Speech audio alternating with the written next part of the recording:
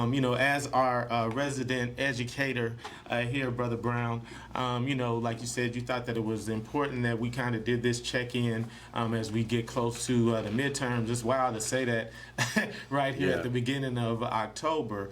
But as evidenced by the latest numbers from the Department of Education before they close, around literacy, test scores, and math, with everything that's going on, we are at an educational crisis.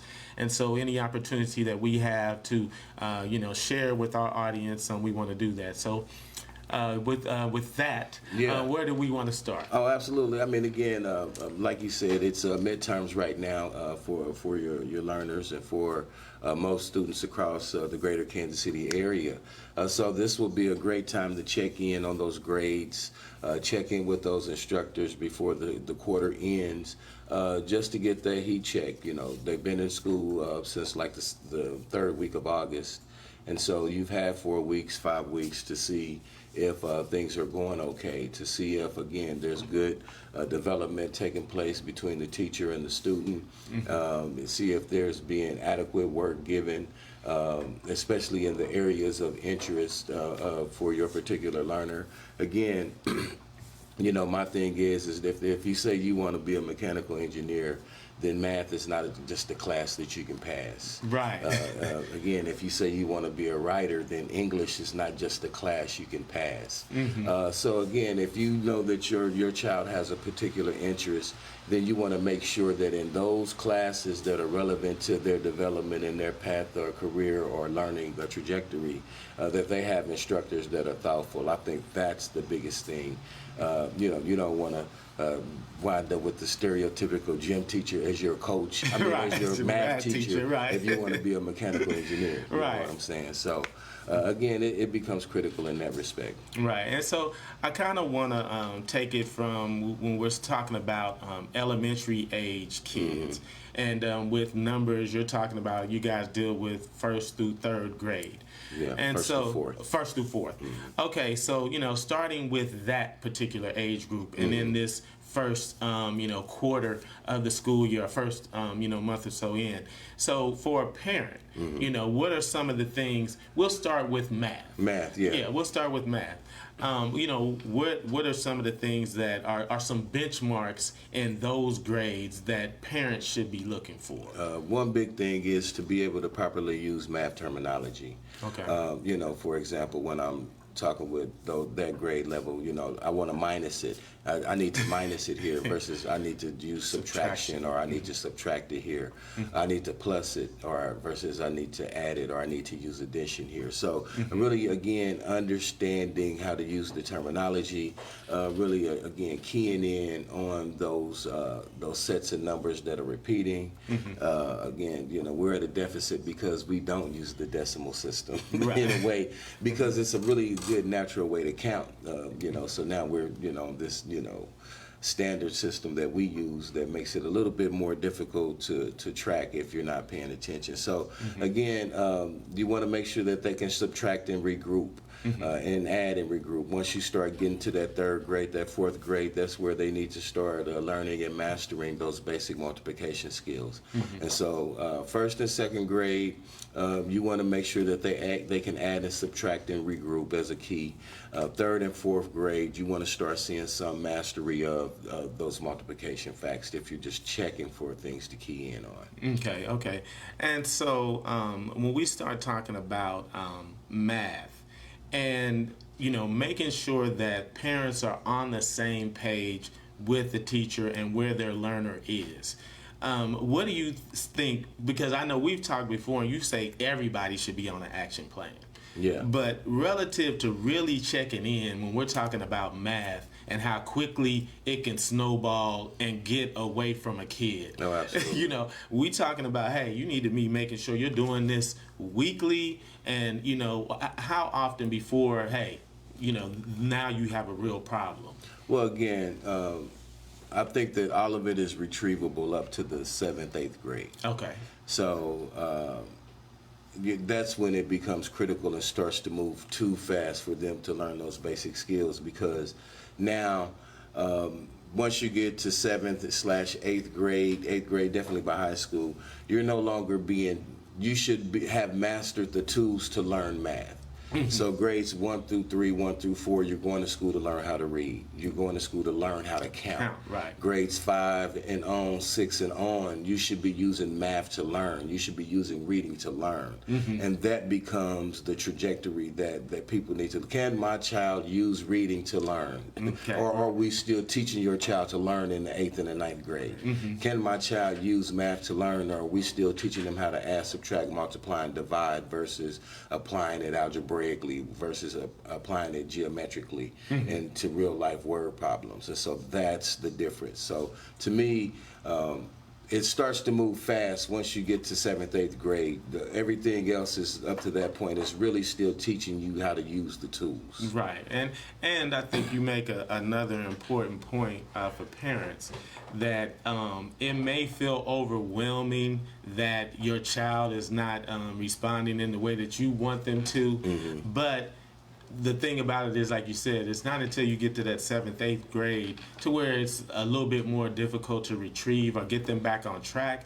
But we're talking about, 15, 20 minutes daily over 3 or 4 weeks where you can make a real impact and make some correction. Oh, absolutely. And that's what I see with the young people that I tutor.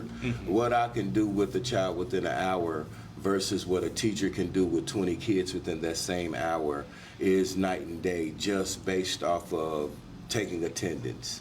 All right, everybody get your books out and turn to page 10. Okay, Johnny, that includes you. Right. Okay. Then other housekeeping business, and sometimes, like especially at the grade school level, one lesson might bleed into the other. So we went 50 minutes in English, and now so we can only go 40 minutes in math, or assemblies.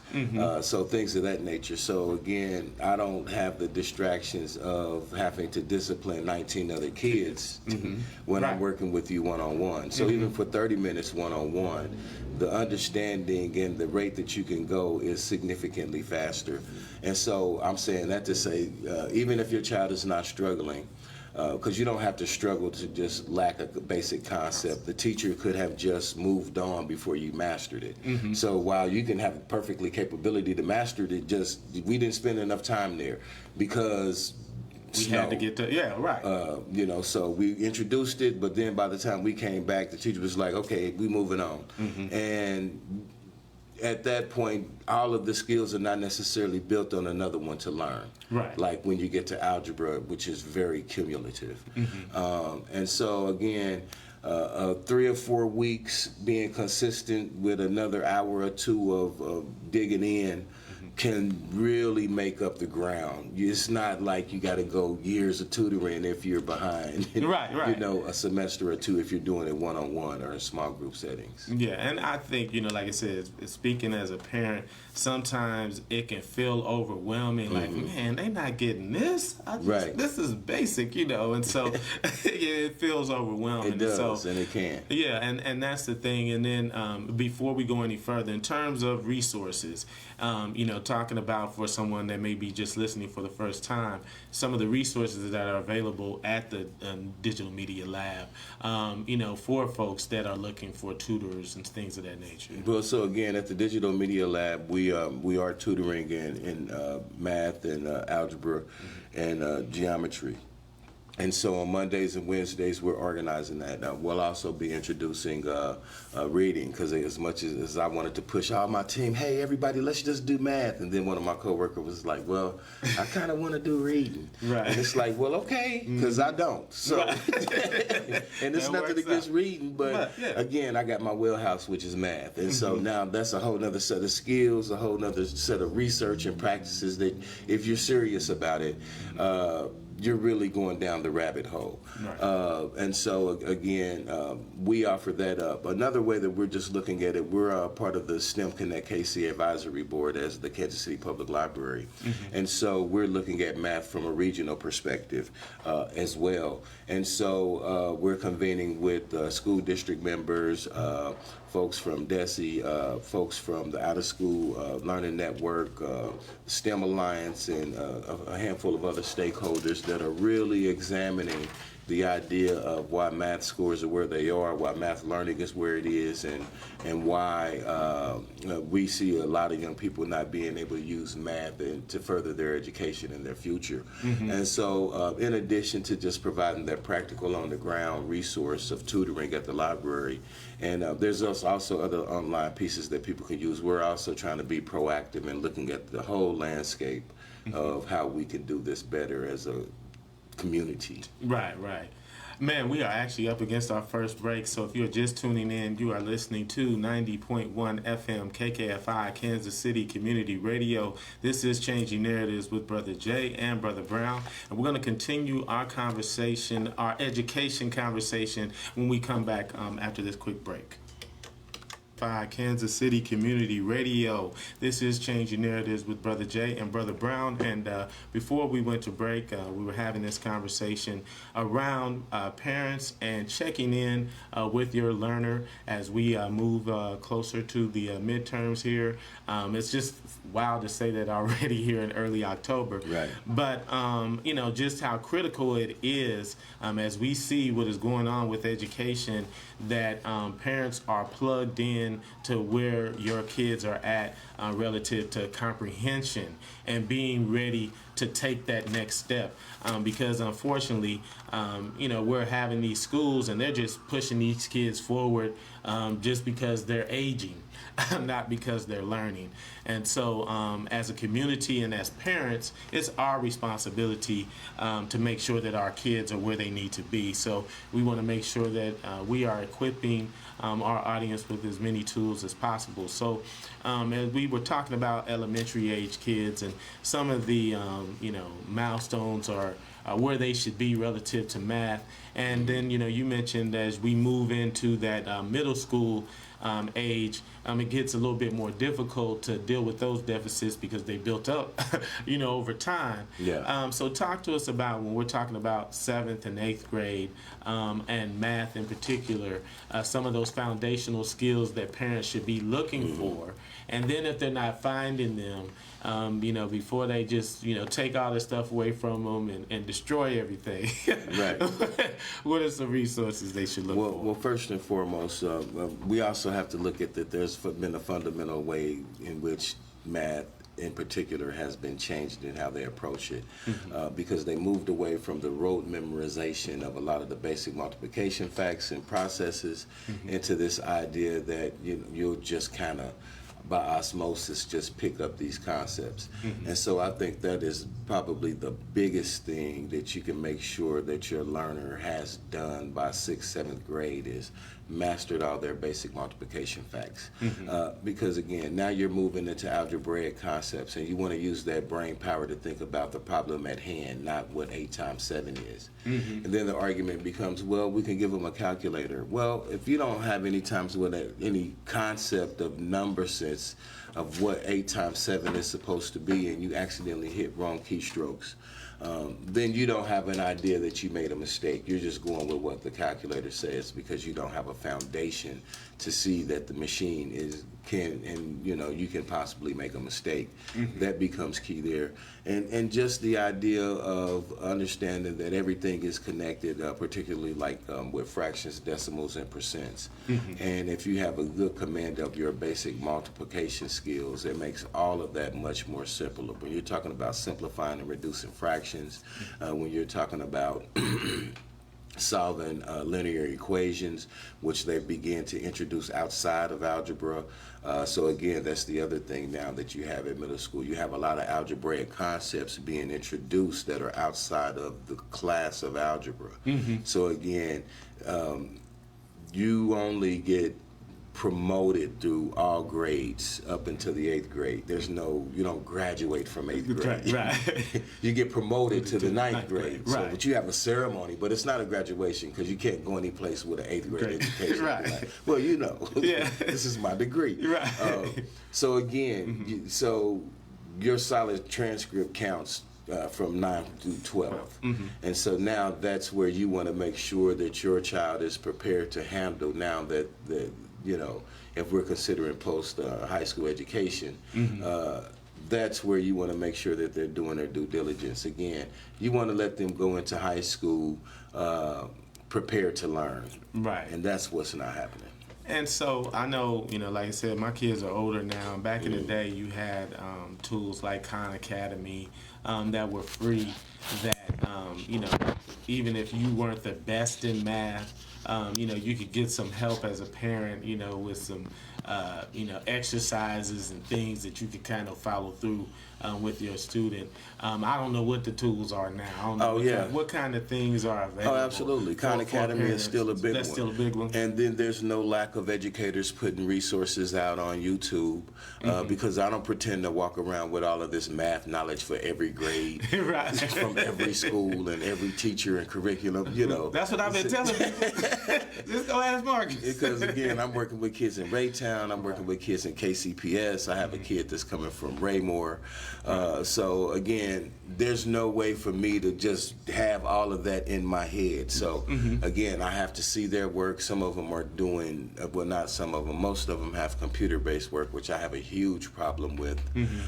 So, for example, I'm working with the young lady. She goes to Southeast High School, and the software that they use doesn't allow for you to go back and see the work once you're finished. It's simply marks it right or wrong. It doesn't evaluate your work to see where you might have made a wrong turn. So you don't get real accurate feedback when you're talking about having to solve word problems, which I think is key, because you can't find out where that mistake is. Another thing in particular, well, with all of these grades, I see that they're being sent home with work that they can't do on their own. Again, you need to send, in my mind, I need to send you home with something that you can conquer without assistance. Yes. Now, maybe you might need to inquire a question, but you have the general idea. And so that becomes a huge problem with being able to see the progress that I would rather you master a few things than me teach you a breadth of things and you not learn anything. Any of them, right. And so, again, that was one of the places that I would always get dinged. Again, I would have freshmen coming into algebra, but they can't multiply and divide. And so I can't move forward. Right. Yeah, as a teacher, and that's a completely different conversation in terms of how we hold teachers to account. Like you said, in that school year, I'm supposed to make up for a three grade deficit in that one school year. And if I don't, then I'm the failure. Absolutely. Again, because I don't get credit for getting young people excited about work. Again, and I worked at Genesis School, which was an alternative school environment, and again, with my own niece and nephew that had to go to Genesis School, that flunked the 6th grade, first thing is that we had to get back on track. Right. The second thing is now to convince you that learning is important. Now, that can take a few years for that to be internal. Right. And so for my niece in particular, she retrieved the deficit, and then spent the next few years learning how to be a student. Then the light bulb came on in the junior year. Oh, I'm serious about education now, but that trajectory didn't give her 4 years of high school to have that GPA of being serious and studying for the fact that I know that I want to go into higher education and study at a certain location. And so, again, we need to be able to have that wake-up call much sooner, and also have the skills to do something about it much sooner.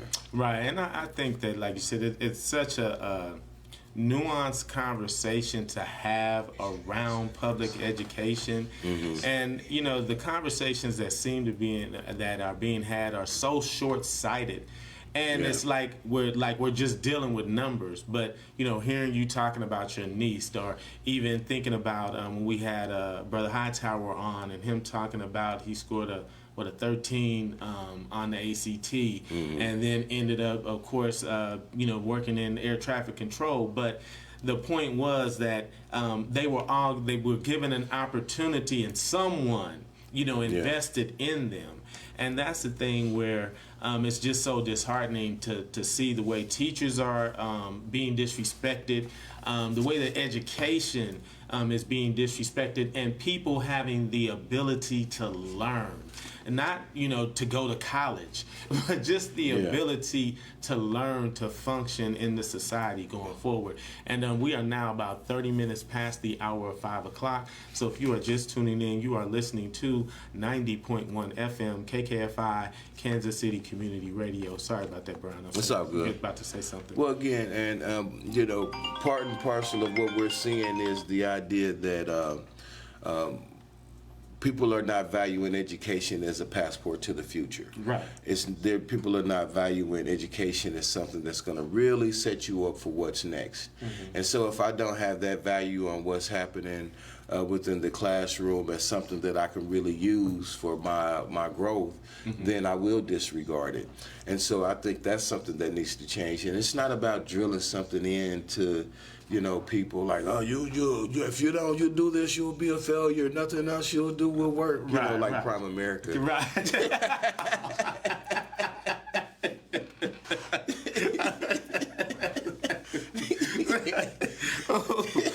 I just had that flashback. Right. I had this how they did me though. They had me quartered, but I was like, nah.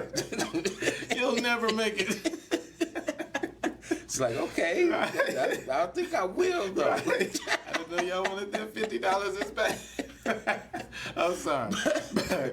So again, it's not about setting the stage for them to be thinking about it from a pressure perspective, but again, like one of the things that I do with kids that I'm tutoring is like, where is some place that you want to visit? And it's like, well, I don't know. So you just never thought about some place in the world that you could be? Well, let's start there. There, yes. Like, because again, for me, it was BMX bikes and skateboarding and looking at California like man, I want to, they just made all the bikes look like candy. Right. And so I've always wanted to just be at Venice Beach and, Marina Del Rey. You just hear it and it sounds fascinating. Absolutely. And so again, just that idea, you got to think about something that you want to do. And if there's nothing that you can imagine yourself doing on the backside, then why am I working on the front side? Right, and it's really so wild when you think about with the technology and the world should be getting smaller,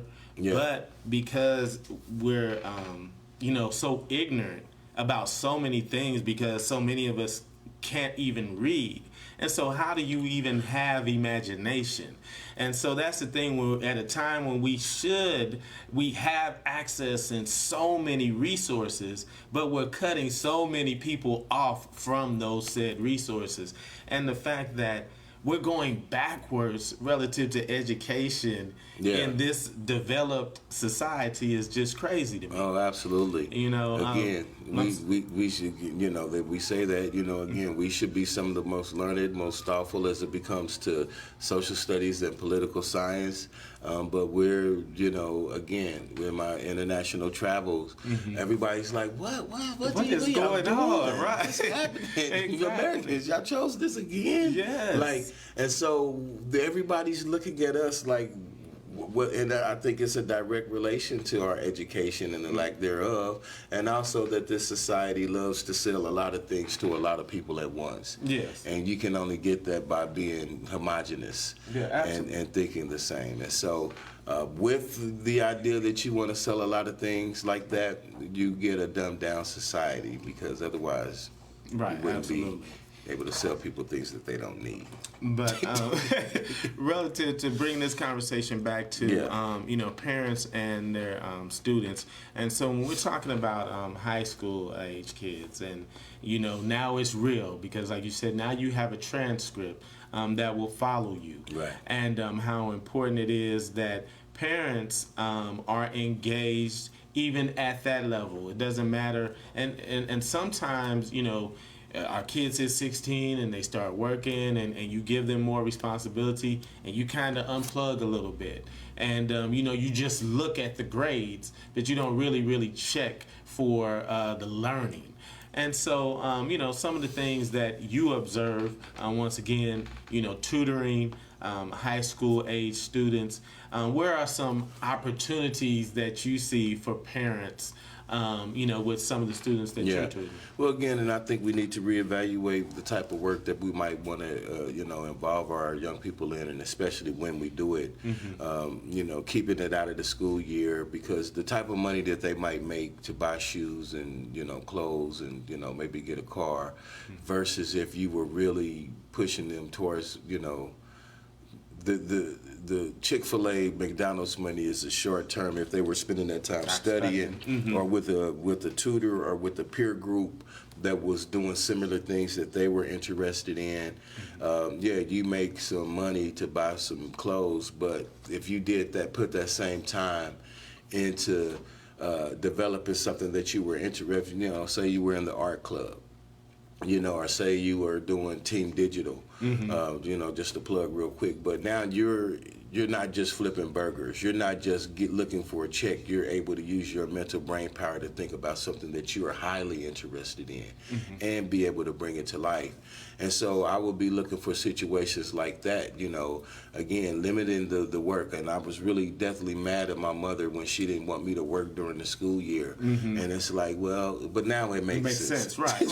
Yeah, and I think that, like you said, changing that mindset and looking at it as an investment in their education, as opposed to they're missing out on, some money to, like you said, buy a car or something like that. Yeah, again, it's not lost on our athletes. Because I see, where people will get their personal trainer.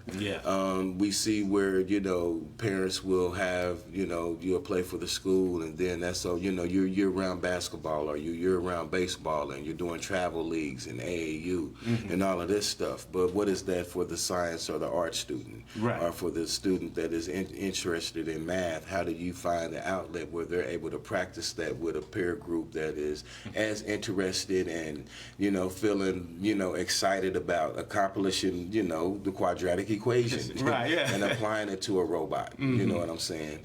Because again, with robotics, first, the big piece that is, in the district, for example, if I play football or basketball, then I can't properly do robotics because it's right in the mix of both of those seasons. And so it doesn't provide me with an option. Again, if you're doing really well in robotics, then maybe you can get to it after the season, but that team is set. And so that's one of the things that I've always been trying to voice, is like, how can you do this thing outside of just a competition? Where are the clubs? And that's even why we started moving the way that we did, so that people can come in and participate in the process even though it's already moving. Right. And like you said, and thinking outside of the box in terms of bringing those educational endeavors and mixing them with the sports activities. And finding, like you said, just alternative ways to educate our learners. And we are actually up against our second break. So if you're just tuning in, you are listening to 90.1 FM KKFI Kansas City Community Radio. This is Changing Narratives with Brother Jay and Brother Brown, and we'll be back after this quick break. 90.1 FM KKFI Kansas City Community Radio. That was Optimistic by Sounds of Blackness.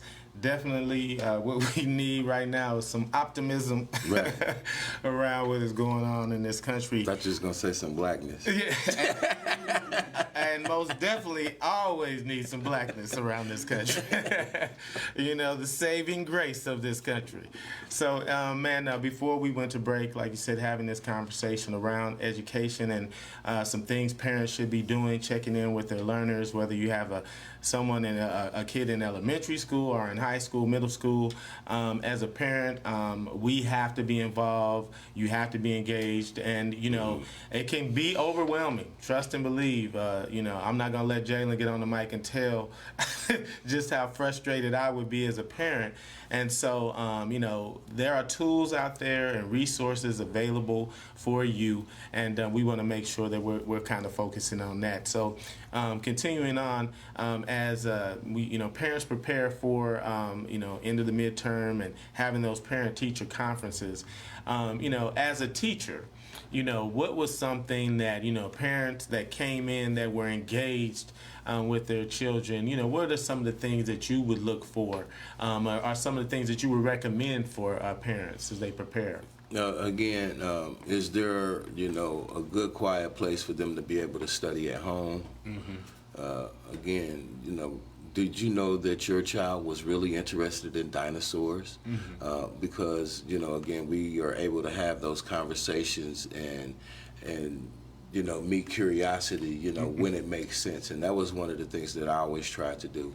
If you brought up something that was tangential to what we were doing in class, but if you were serious and really, like, man, I really wanted to know about those dinosaurs, Mr. Brown. I was watching such. Okay, right. well, let's go down that rabbit hole real quick because you seem sincere, although it's not what we're supposed to be doing right now. But again, and that's the thing that you don't want to do is stymie the interest in learning.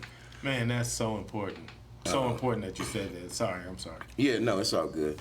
So again, that's what I'm trying to do as an educator when I'm talking with the parents. I'm trying to give them some insight into what I've been able to find out based off of the fact that I've been trying to unlock your child every day for the past, 4 months. Right. And again, that's my goal. Try to figure out how to make this fit, how to make this work for you. If you're trying and showing up every day, again, I'll say it's my job to figure out what to do next.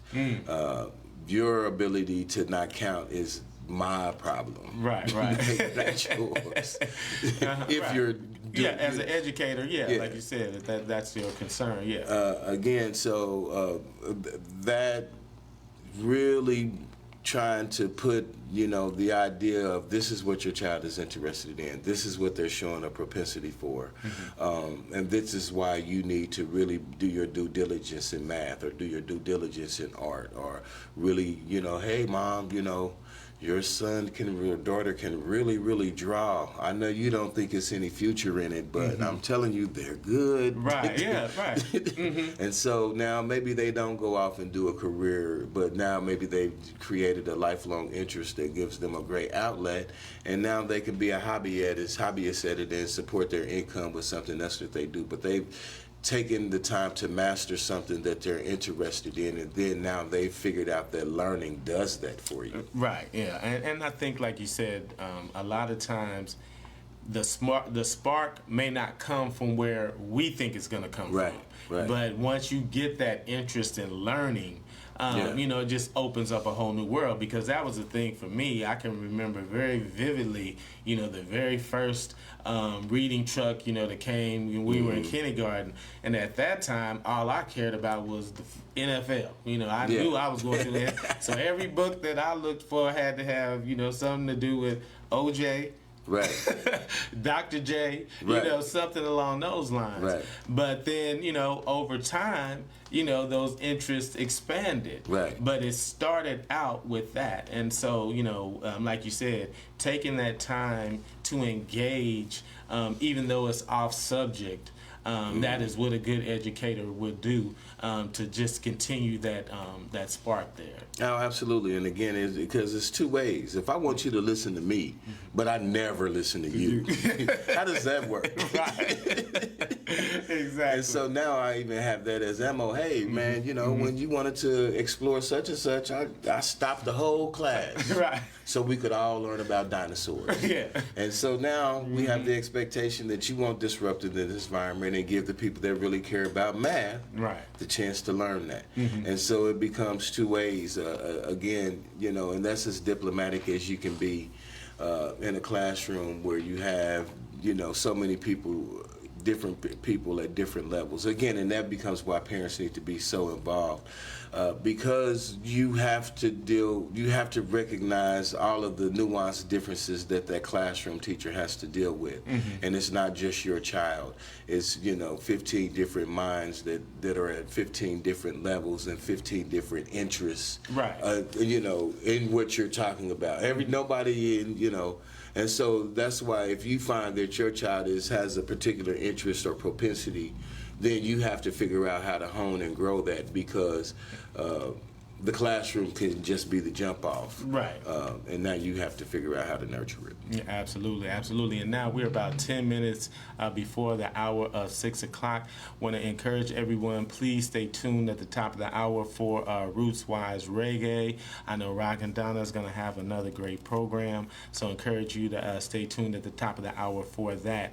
And so, wrapping up this conversation about parents checking in with your student, checking in with their teachers, and making this a partnership is so important. But one point that you also made, as the educator and, as you said, the person responsible, just that attitude of collaboration is so important. And one of the things that they talked about in the leadership conference of being able to serve is a part of being able to lead. Right. And so, like you said, how can we have a conversation if I'm never willing to listen to you as the educator?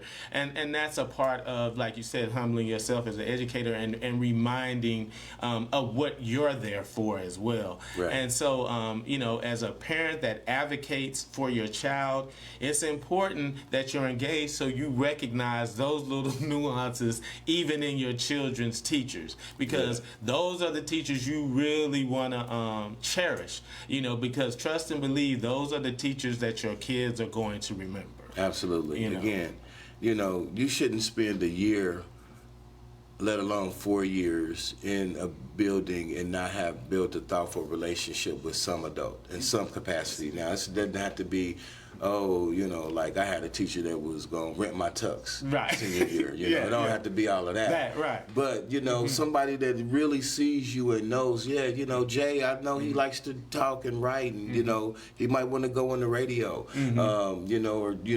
somebody that can really see and know your child. And so, again, this is the teachers in the schools. You should know that, your child has built a relationship. I mean, again, in that learner teacher-student relationship way, with somebody that they could count on and knows your child. Right. I was able to go talk to Mr. Brown about it, and then, we was able to get through the rest of the day. Right, exactly. You know what I'm saying? Sometimes it's just that simple. Yeah. So again, that piece is really, I think, critical. Just to say that, because that was one of the things. We had a kid leave Genesis and go to Central and high school, and this is not necessarily an indictment by no means, but this is just talking about the massiveness, it's the size of the school, if you will, and she was like, it's just like they don't know us, they don't know our names, and that was one of the things that we all as a staff made it a point to know every kid's name in the building, and to that be the first thing that she said when she came back was like okay, wow, that matters. That matters. Absolutely. And so, man, this conversation, of course, ran a little longer, so we didn't get to touch on a couple of the other things, of course, that are going on, but I just think that this is such an important conversation for our community as we have got to shift our mindset, and I'm talking about as parents and the focus that we place on athletics. We have got to, really shift some of that energy and focusing into education and starting as early as possible. And so we're going to continue to update the audience on, how Numbers is doing, tracking that journey, and giving those examples. And hopefully our audience can build on those because, like you said, we don't have all the answers here, but, we definitely want to have the conversation. And so I want to thank everybody for tuning in to another program this week. We'll be back next week with another show. We'll always encourage you, go to kkfi.org to the archives. You can hear our previous shows. Lots of great programs that we've done this year, and so we're going to continue that on. Anything before we get up out of here, Brother Brown?